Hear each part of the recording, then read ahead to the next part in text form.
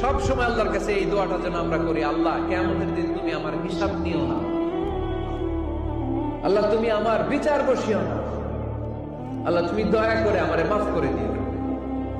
আল্লাহ যার বিচার করবেন ও জাহান্নামে যাবে, আর যার বিচার করবেন না সে জান্নাতে যাবে।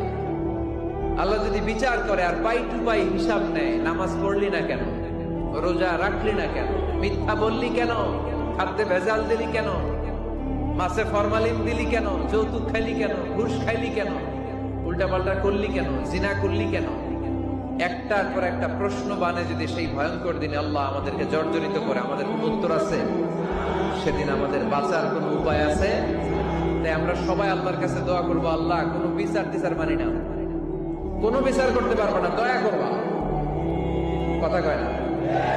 কি করবে? এবার আওয়াজ করে বলেন, বিচার চান না দয়া চান?